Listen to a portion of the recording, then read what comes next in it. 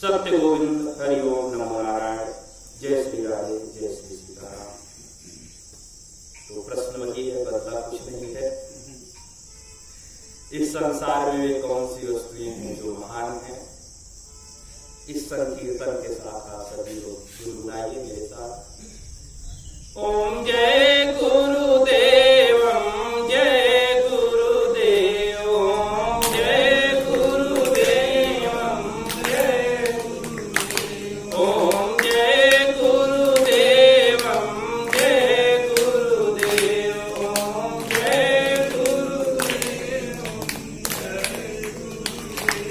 ओम जय गुरुदेव, ओम जय गुरुदेव, जय गुरुदेव, ओम जय गुरुदेव, ओम जय गुरुदेव, जय गुरुदेव, ओम जय गुरुदेव, ओम असरण शरण शरण प्रभु ले, ओम असरण, बहुत सुंदर। शरण शरण प्रभु ले, ओम असरण शरण शरण प्रभु ले,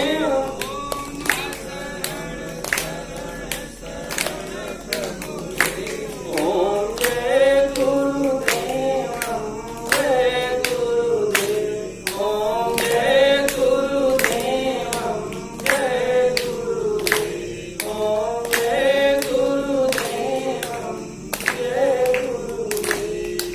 गोस्वामी जी कहते हैं, सत्संग में जो डुबकी लगाता है, जो स्नान करता है, उसके समस्त पाप तुरंत तत्काल ही समाप्त हो जाते हैं। मज्जहि फल पेखिय तत्काला, काक होहि पीक बकऊं मराला।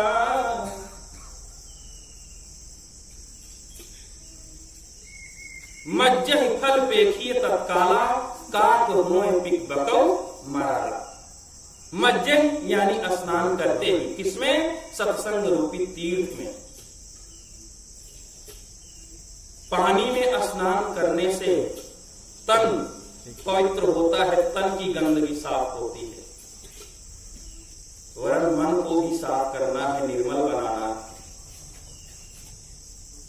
गंगा नहाने हरिद्वार काशी गया, गंगा नहाते ही मन में ख्याल आ गया। तन को धोया मगर मन को धोया नहीं, तन को धोया मगर मन को धोया नहीं। बाद गंगा नहाने से क्या फायदा? तन को धोया मगर मन को धोया नहीं, बाद तीर्थों में जाने से क्या फायदा? आपका मन भी धुलना चाहिए, मन भी पवित्र होना चाहिए। जैसे हम तीर्थ में जाते हैं, गंगा में डुबकी लगाते हैं, तो तन की पवित्रता होती है, तन साफ होता है। ठीक उसी प्रकार से गोस्वामी जी कहते हैं, मज्जहि फल पेखिय तत्काल। कहा जाता है गंगा में स्नान करने से पाप करते हैं। ठीक उसी प्रकार से इस सत्संग रूपी ज्ञान की गंगा में स्नान करने से भी पाप करते हैं। संत महात्मा पाप को 3 वर्गों में बांटते हैं।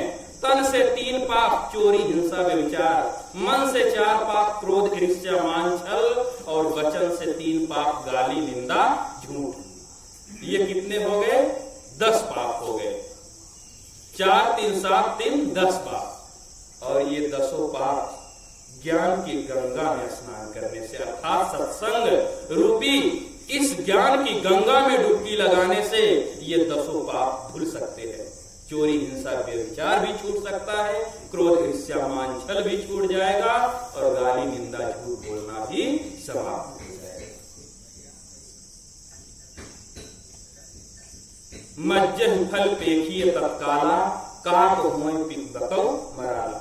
गोस्वामी जी कहते हैं इस सत्संग रूपी तीर्थ में स्नान करते ही जो कौवा है वो कोयल बन जाता है और जो बगुला है वह हंस बन जाता है।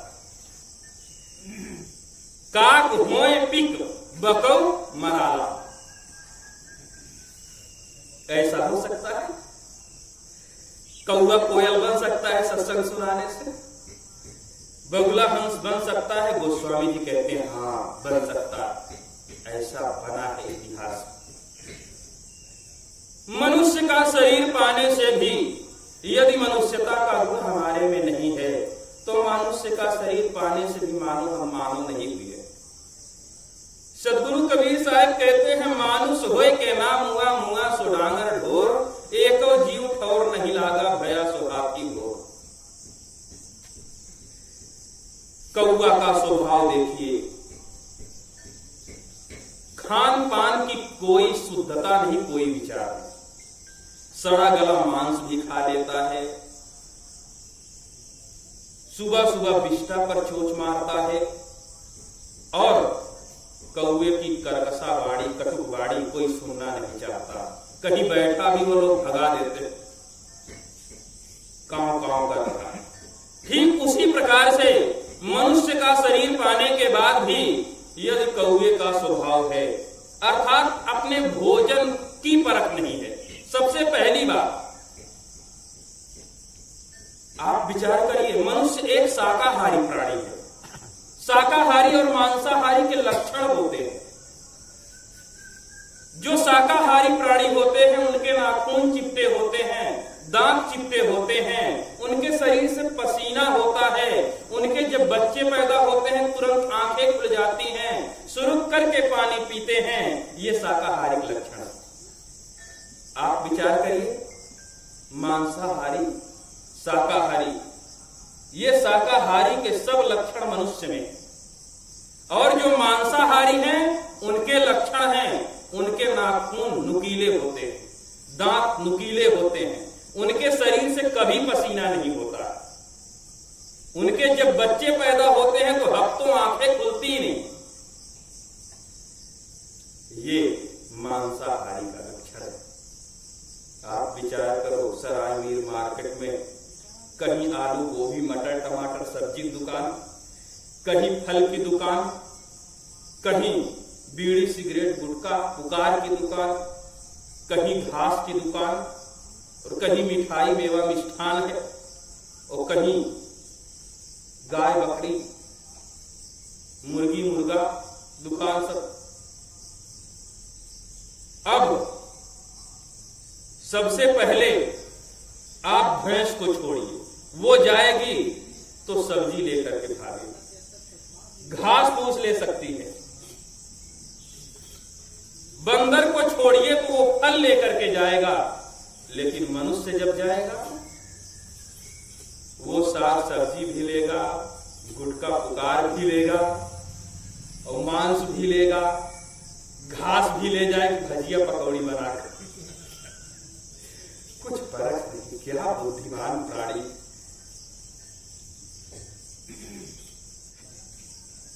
हाय जालिम जुल्म करता है जुबा के वास्ते, हाय जालिम जुल्म करता है जुबा के वास्ते, काटता गैरों के गर्दन है जुबा के वास्ते, काटता गैरों के गर्दन है जुबा के वास्ते। नापक से पैदा हुआ रस खून हड्डी मांस है, आकर नवी ने पाक होकर कह दिया किस वास्ते। आप विचार करिए, जिस मांस का भक्षण मनुष्य करता है वह मांस कितना अपावन है, कितना गंदा। मुर्गा मुर्गी देख रहे हैं, वो नाली में जो कीड़े मकोड़े हैं उनको पकड़ पकड़ के सब मुर्गी मुर्गा खाते, और वही मुर्गी बाल्टी में पानी रखे हो उसमें चोंच मार दे तो वो बाल्टी का पानी गिरा देंगे, कहेंगे इसमें चोंच मार दी, और वही मुर्गी को काट कर खा जाएंगे पूरा। कहेंगे बड़ा स्वाद, क्यों नहीं स्वाद, कभी कीड़ा मकोड़ा नहीं खाया था मुर्गी के साथ, वो भी खा लिया तो स्वाद तो हो ही गया। मछली जो जल की गंदगी को साफ करती है, उसमें थूक दो, नाक छिनक दो, वो भी मछली खा जाएगी। मनुष्य खाता है, कहता है बड़ा टेस्ट है। कभी थूक नाक नहीं खाया तो वो खा गया टेस्ट। क्या बुद्धि भ्रष्ट हुई है। जीव हत्या मत कीजिए, सबका एक ही प्राण, हत्या कबहु न छूटी है, चाहे कोटि सुनो पुराण। हत्या कभी छूटने वाला नहीं है, चाहे कोटि पुराण आप सुनिए। आप विचार करिए, स्वयं भगवान राम बदला देते हैं, बाली को छू करके बाण मारते हैं, कृष्णा अवतार में वह बलि उनके तारू में। स्वयं भगवान, स्वयं महापुरुष जो बदला से नहीं बच पाए, एक साधारण इंसान की क्या बात है। तो जो कौवा का स्वभाव है, सड़ा गला मांस खाता है, विष्टा पर भी सुबह चोच मारता है और कटुवाणी बोलता है। ठीक इस प्रकार से जो मनुष्य होते हैं, जिनके जीवन में खान पान की शुद्धता नहीं, बाड़ी पर विचार नहीं, व्यवहार पर विचार नहीं है, मानो मनुष्य का शरीर तो पाए हैं लेकिन स्वभाव कौवे का। पहले यह मन काग था करता जीवन घात, अब यह मन हंसा भया मोती चुन चुन खा। सत्संग पाने के बाद यह मनुष्य जब अपने जीवन से काग स्वभाव को छोड़ देता है, कोयल जैसे मधुर वाणी बोलता है, जिस तरह से कोयल फलों को खाती है, ठीक उसी प्रकार से अपने जीवन में सात्विक भोजन का प्रयोग करने लगता है, मधुर वाणी बोलने लगता है। कोयल जहां भी कूदती है, लोग कान लगा करके सुनते हैं कहां से आवाज आ रही है। तो गोस्वामी जी कहते हैं, सत्संग रूपी तीर्थ में स्नान करने से इसका फल तुरंत तत्काल मिलता है। जो कौवा है वो कोयल बन जाता है, अर्थात काग स्वभाव जिसका है वह तुरंत चाहे 1 सेकंड में चेंज करे और कोयल बन जाए। और जो बगुला है वो हंस हो जाता है। हंस बगु देखा एक रंग चरे हरियरे ताल, हंस चीरते जानिए बकु ही धरेंगे काल। बगुला एक टांग उठा करके तालाब में ध्यान लगाया है ना, तो लगता है कि इसके समान कोई तपस्वी है ये, लेकिन जानी पड़ी तुम्हारी प्रभुताई, ऊपर उजल नीचे काई। जब वह चोच मारता है और मछली को पकड़ता है, तब समझ में आता कितना खट्टी है, कितना छली कपट छल स्वभाव बगु का है, बगुले का है। और हंस का स्वभाव बिल्कुल निर्मल पवित्र। कहा जाता है दूध और पानी एक में मिला करके रख दीजिए तो हंस दूध को ग्रहण कर देता है और पानी को छोड़ देता है। ठीक उसी प्रकार से सत्संग में बैठने वाला अपने जीवन में यह पूर्ण रूप से आधारित कर लेता है कि हमको क्या धारण करने से लाभ है, क्या धारण करने से हानि है, सत्य के तरफ असत्य से हटता है, अपने जीवन में सद्गुणों को भरता है, दुर्गुणों से दूर होता है, अर्थात हंसग्राही होता है। हंस जिस तरह से नीर को छोड़ करके वह क्षीर को ग्रहण करता है, ठीक उसी प्रकार से सत्संग में बैठ करके मनुष्य यह समझ लेता है कि हमको क्या करना चाहिए, क्या नहीं करना चाहिए। असत्य को छोड़कर सत्य को धारण करता है, दुर्गुणों को छोड़कर सद्गुणों को धारण कर लेता है और अज्ञानता को हटा करके वह ज्ञान को अपने हृदय में हासिल करते हैं। इसलिए गोस्वामी जी कहते हैं, मज्ज फल पेखी तत्काला, काक हुए पिक बकौ मरा। मेरा तार प्रभु से जोड़े, मेरा तार प्रभु से जोड़े, ऐसा कोई संत मिले। मेरा तार प्रभु से जोड़े, ऐसा कोई संत मिले।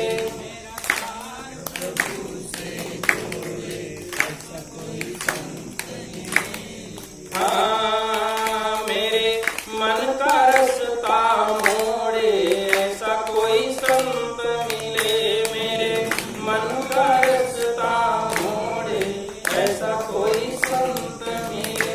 मेरे मन का रास्ता मोड़े, ऐसा कोई संत मिले।